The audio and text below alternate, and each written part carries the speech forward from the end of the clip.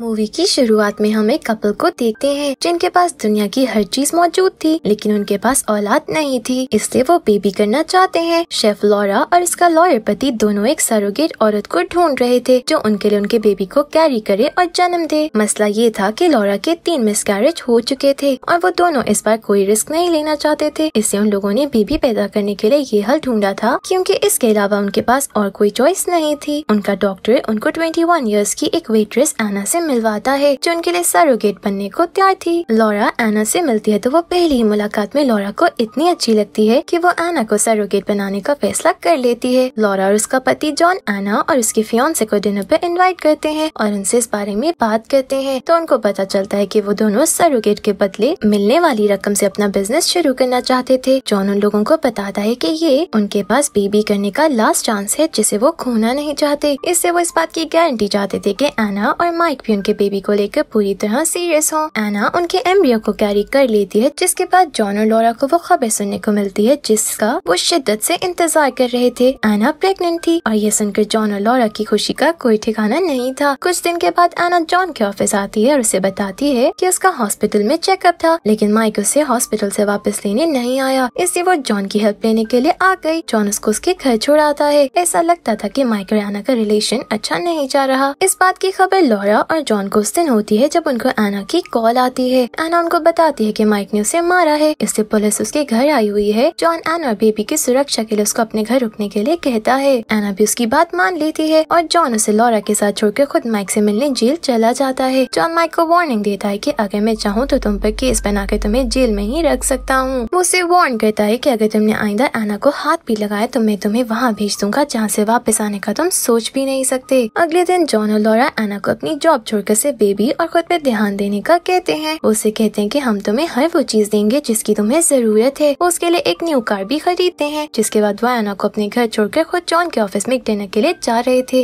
एना उनको इतना अच्छा ड्रेसअप हुआ देखती है तो उनकी फोटो क्लिक कर लेती है। एना उन लोगों के घर से जाते ही उनके घर में अपनी पार्टी शुरू कर देती है। वो जॉन और लॉरा के बाथटब में बात लेती है और उनके वॉशरूम में उनकी सारी चीजों से छेड़छाड़ करने लगती है। बात लेने के बाद वो लॉरा का सूट पहन लेती है। यहीं हमें पता चलता है कि एना जॉन और लॉरा के सामने बहुत शाय बनती थी, लेकिन हकीकत में वो इसके बिल्कुल उलट थी। अगले दिन सुबह को जॉन एना से बातें कर रहा था जब एना अचानक उसका हाथ पकड़कर अपने पेट पर रखती है और उसे बेबी को फील करने का कहती है। जॉन इसकी हरकत पे हक्का बक्का था। वो गुस्से से अपना हाथ पीछे करता और वहाँ से चला जाता है। एना माइक से मिलने जाती है जब जेल से बाहर आ चुका था और यही हमें पता चलता है कि माइक और एना जॉन और लॉरा को लूटने का प्लान बना रहे हैं। माइक एना को समझा रहा था कि वो अपना काम शुरू करते और जॉन लॉरा को ब्लैकमेल करे कि मैंने आप लोगों का बेबी को लेकर अपना माइंड चेंज कर दिया है और अपने बेबी को अकेले ही पालूंगी। एक सरोगेट के पास ये कानूनी हक होता है कि वो बेबी कपल को दे या खुद रख ले। माइक समझता था कि इस तरह वो लोग जॉन और लॉरा से ज्यादा पैसे निकलवा सकते हैं, क्योंकि ये उन दोनों का लास्ट एम्ब्रियो था जिसे वो किसी भी कीमत पर खोना नहीं चाहते थे। एना को जॉन और लॉरा के साथ ऐसा करना अच्छा नहीं लग रहा था, क्योंकि वो दोनों वाकई उसका बहुत ज्यादा ख्याल रख रहे थे। माइक को लगता है कि एना अब जॉन से मुतासिर हो रही है और जज्बाती होकर सोच रही है, लेकिन वो इस गोल्डन चांस को एना के फजूल जज्बात की वजह से खोना नहीं चाहता था। वो गुस्से में एना को गर्दन से पकड़ लेता है और उससे धमकाने लगता है, जिस कारण एना उसके प्लान पर अमल करने को तैयार हो जाती है। एक रात लॉरा और जॉन अपने घर में चैरिटी डिनर रखते हैं। लॉरा उस डिनर में अपनी स्पीच दे रही थी जब वो देखते हैं कि एना उसका रेड ड्रेस पहनकर आ रही है। लॉरा ने उसे ये ड्रेस नहीं दिया था, जिसका मतलब था कि उसने उसकी प्राइवेसी में घुसकर उसका ड्रेस लिया था। लॉरा को काफी गुस्सा आता है और वो उससे इसका कारण पूछती है तो एना उससे माफी मांगते हुए बताती है कि जो ड्रेस तुम मेरे लिए लाई थी वो मुझे फिट नहीं था, इसलिए मैंने तुम्हारा ड्रेस पहन लिया। एना की नियत यहाँ साफ जाहिर हो रही थी कि वो लॉरा की चीजों के साथ साथ उसका पति भी छीनना चाहती थी, लेकिन लॉरा और जॉन को अभी तक उसकी समझ नहीं आई थी। पार्टी के बाद एना लिविंग रूम के फ्लोर पर लेटी हुई थी और उसका अंदाज ऐसे था जैसे वो जॉन को अपनी तरफ अट्रैक्ट करना चाह रही हो। जॉन लिविंग रूम में जाता है तो वो जॉन से बातें करने लगती है और बातों के दौरान ही उसके गाल पे किस कर देती है। जॉन उसकी हरकतों पर काफी हैरान और परेशान था, लेकिन वो उसे अपने बेबी की वजह से बर्दाश्त करने पर मजबूर था। एक रात तेज बारिश में जॉन की किसी आवाज से आंख खुल जाती है तो वो आवाज का कारण ढूंढने के लिए अपने रूम से बाहर जाकर देखता है। ये आवाज गेस्ट हाउस की विंडो से बारिश के कारण पैदा हो रही थी। जॉन विंडो को फिक्स करने जाता है। वो विंडो को चेक करने लगता है कि तभी उसकी नजर विंडो में खड़ी एना पर पड़ती है जो अपने कपड़े उतारते हुए पूरी तरह जॉन को ट्रैप करने की कोशिश कर रही थी। अगले दिन लॉरा को किसी काम से दूसरे शहर जाना पड़ता है तो एना इस मौके से पूरा फायदा उठाकर जॉन के करीब आना चाहती थी। वो जॉन के पास आती है, लेकिन जॉन जॉन ऑफिस के लिए निकल जाता है। इस पर भी आना हिम्मत नहीं हारती और उसके दिमाग में शैतानी आइडिया आता है। वो जॉन को एक वीडियो मैसेज भेजती है और अपने ऑफिस में मौजूद जॉन जब उस मैसेज को खोलता है तो वो उसे इतना बोल्ड देखकर वीडियो फौरन बंद कर देता है। जॉन आना को ये सब बंद करने का कहता है, लेकिन आना पर कोई असर नहीं होता। उसे एक और वीडियो भेजती है जो पहली वाली से भी ज्यादा बोल्ड थी। जॉन इस सबसे बहुत तंग आ जाता है और जब वो घर आता है तो आना को बिना ड्रेस के डांस करते देखता है। जॉन उसे कहता है कि ये सब बंद करो। फिर वो उसे कहता है कि अगर मेरी किसी बात या अमल से तुम्हें ऐसा लगा है तो मैं माफी मांगता हूँ, लेकिन मेरा ऐसा कोई इरादा नहीं था। तभी लॉरा भी वापस आ जाती है तो एना लॉरा को कोई भी शक होने से पहले अपने कपड़े पहन लेती है। एना माइक से मिलती है तो माइक एना को फिर मारता है जैसे वो फ्लोर पर गिर जाती है। माइक एना को धमकाता है कि अगर तुमने उन लोगों को और पैसे लेने के लिए ब्लैकमेल नहीं किया तो मैं तुम्हारे धोखे और प्लानिंग के बारे में जॉन और लॉरा को बता दूंगा। एना माइक से पूरी तरह तंग आ जाती है और वो मौका मिलते ही माइक को मार देती है। एना का इस कारनामे की खबर जॉन और लॉरा को नहीं होती। ऐसा लगता था कि एना ऐसे कामों में काफी एक्सपर्ट थी। जॉन और लॉरा की जॉब्स भी एना की वजह से काफी डिस्टर्ब हो रही थी। लॉरा एना को डॉक्टर से चेकअप करवाना चाहती थी, लेकिन अपने स्केड्यूल में होने वाली चेंजिंग की वजह से वो हॉस्पिटल लेट पहुंचती है। लेट पहुंचने पर लॉरा को एना वहाँ नहीं मिलती तो अपने बेबी का सोचकर वो पूरी तरह पगला जाती है और हॉस्पिटल में काफी तमाशा होता है। एना साइड में छुपी इस सारी सिचुएशन को पूरी तरह एंजॉय कर रही थी। एना जॉन को कॉल्स करती है, लेकिन जॉन उसकी कॉल्स का जवाब नहीं देता तो वो ड्रिंक लेकर उसके ऑफिस आ जाती है। वो जॉन को धमकाती है कि तुमने मेरे साथ अपना बर्ताव चेंज ना किया तो मैं बेबी को लेकर दूर चली जाऊंगी। जॉन उसकी हरकतों और बातों से तंग आकर अपने एक दोस्त को एना का बैकग्राउंड चेक करने का बोलता है। वैसे तो ये काम जॉन को सबसे पहले करना चाहिए था, लेकिन जॉन को इसका ख्याल तब आया जब पानी सर से गुजर चुका था। जॉन अपने दोस्त को बताता है कि एना के फियांसे का कोई अता पता नहीं है, इसलिए उसके बारे में भी जानकारी निकालो। उसका दोस्त उसे बताता है कि एना की पास हिस्ट्री काफी खराब है। एना ने 16 साल की उम्र में अपने फॉस्टर फादर को कत्ल कर दिया था क्योंकि वो एना को सेक्सुअली हरास करता था। इस कत्ल के कारण उसको जेल में भी साइको वार्ड में रखा गया था, लेकिन 18 साल की उम्र में उसको छोड़ दिया गया था। ये सब कुछ जानकर जॉन काफी परेशान हो जाता है, लेकिन अब वो परेशान होने के अलावा कुछ कर भी नहीं सकता था। जॉन घर वापस आता है तो एना को अपनी स्टडी में देखता है। एना उसको फोर्स करती है कि वो एना को किस करे, लेकिन जॉन मना कर देता है। एना ढीठ थी तो जॉन भी काफी सख्त था, जो एना की इतनी कोशिशों के बाद भी नहीं पिघलता। एना उसकी सख्ती देखकर उसे धमकाती है कि अगर तुमने मेरी बात ना मानी तो मैं लॉरा को तुम्हारे खिलाफ कर दूंगी, लेकिन जॉन उसकी किसी भी बात को सीरियसली बिना से वहाँ से दफा होने का कहता है। उसके इनकार पर एना गुस्से से पागल हो जाती है और जानबूझकर ऐसे शोर पैदा करती है कि लॉरा जाग जाए। वो एक चाकू लेकर जॉन को धमकाती है, लेकिन जॉन उसे समझाने की कोशिश करता है। जॉन को अपने बेबी की फिक्र थी, इसलिए वो उसके साथ नरमी से ही डील कर रहा था। तभी लॉरा भी जाग जाती है और उन दोनों को देख लेती है। उस वक्त तक पुलिस भी आ चुकी थी क्योंकि शोर के कारण किसी ने पुलिस को शिकायत कर दी थी। एना लॉरा से कहती है कि जॉन हर रात मुझे अपने साथ सोने के लिए फोर्स करता है, जिस कारण मैं बहुत परेशान हूँ और यहाँ सुरक्षित नहीं हूँ। जिसके बाद वो उन दोनों की दी हुई कार में बैठकर चली जाती है। उसके जाने के बाद जॉन लॉरा से बात करता है और उसे सब बताता है कि कैसे एना उसे बेबी के नाम पर ब्लैकमेल करते हुए उसके क्लोज होने की कोशिश करती रहती है। जॉन का दोस्त उनको बताता है कि एना ने मैक्सिको से ड्रग्स भी मंगवाए थे क्योंकि वो इस प्रेगनेंसी को खत्म करना चाहती थी। लॉरा ये सुनकर तो पूरी तरह डर जाती है और अपने बेबी को खोने के डर से जॉन से कहती है कि एना को जो भी चाहिए तुम उसे दे दो और इसे ये विश्वास भी दिला दो कि तुम उससे प्यार करते हो। ऐसे वो खुश हो जाएगी, हमारा बेबी सुरक्षित रहेगा। जॉन को लॉरा के फोर्स करने और अपने बेबी के लिए मानना ही पड़ता है। वो एना से म्यूजियम में मिलता है तो उसे किस करने लगता है। वो एना को अपने साथ झील के किनारे मौजूद घर में ले जाता है और उसे विश्वास दिलाता है कि वो जल्दी लॉरा से डिवोर्स ले लेगा। एना भी बहुत चालाक औरत थी जो समझती थी कि जॉन इतनी जल्दी इतना बदल नहीं सकता, जरूर दाल में कुछ काला है, इसे वो भी उसके साथ डबल गेम खेल रही है। रात को जॉन लॉरा से मिलने घर वापस आता है तो एना उसका पीछा करती है। जब वो जॉन और लॉरा को गले लगे देखती है तो गुस्से से पागल होने लगती है। वो गुस्से में अपनी कार तोड़ देती है और जॉन को कॉल करती है कि मुझे पेन हो रहा है, इसलिए मैं हॉस्पिटल जा रही हूँ। जॉन अपने दोस्त के साथ हॉस्पिटल जाता है तो उसे पता चलता है कि एना हॉस्पिटल आई ही नहीं। वो दोनों एना को हर उस जगह ढूंढने लगते हैं जहाँ वो छुप सकती थी। एना की तलाश में वो माइक के घर जाते हैं तो वहाँ माइक की गली सड़ी लाश देखकर शॉक रह जाते हैं। उधर एना किसी तरह लॉरा के घर में घुस जाती है। वो लॉरा से बदला लेने के लिए पूरी तरह पागल हो चुकी थी। लॉरा ने बेबी के लिए जो नर्सरी सेट की थी वो वहाँ जाती है तो देखती है कि एना ने उसकी कैट को मार दिया था। यही नहीं, उसने कैट को मारने के बाद उसकी लाश बेबी के लिए रखे गए झूले में रख दी थी। ये देखकर लॉरा खौफ से चीखने लगती है। एना लॉरा के पास आकर उसे मारती है और नीचे गिरा देती है, लेकिन इस बार एना को सचमुच पेन होने लगा था। लॉरा एना को कुछ भी सोचने या करने का मौका दिए बिना 911 पर कॉल करती है, लेकिन कॉल करते ही लॉरा खुद बेहोश हो जाती है। लॉरा को होश आता है तो वो हॉस्पिटल होती है। जॉन उसे बताता है कि हमने एना को हर जगह ढूंढा लेकिन वो कहीं नहीं मिली। तभी जॉन का दोस्त जॉन जॉन को कॉल करते हुए बताता है कि एना ने दूसरे हॉस्पिटल में एक सेहतमंद बच्चे को जन्म दिया है, जिसके बाद वो बेबी को लेकर चली गई है। जॉन और लॉरा ये सुनकर तुरंत झील वाले घर जाते हैं, क्योंकि उनके ख्याल में एना उसी घर में रह रही होगी। उनकी तवक्कुल के मुताबिक एना बेबी के साथ बेडरूम में सो रही थी। जॉन चुपके से बेबी को उठाकर वहाँ से निकलने का प्लान बनाता है, लेकिन एना उसकी सोच से भी ज्यादा तेज थी। वो चुपके से जॉन के पीछे आकर उसके सर पर हिट करती है, लेकिन जॉन भी उसका पूरा मुकाबला करता है और जैसे तैसे बेबी को लेकर घर से निकल आता है। वो दोनों बेबी को लेकर कार में बैठकर निकलने ही लगते हैं जब एना गन लेकर उनकी कार के सामने खड़ी हो जाती है और उन पर शूट करती है, तो वो दोनों नीचे झुक जाते हैं। ये देखकर लॉरा का सब्र खत्म हो जाता है और वो गुस्से से कार चलाते हुए एना को हिट करती है और उसे मार देती है। एंड पर हम देखते हैं कि पुलिस आती है, तो जॉन लॉरा को विश्वास दिलाता है कि सब ठीक हो जाएगा और इसके साथ ही हमारी मूवी एंड हो जाती है। Thank you for watching.